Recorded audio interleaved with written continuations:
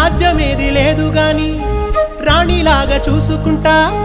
కోట కట్టలేను గాని కళ్ళల్లో నిన్నే దాచుకుంటా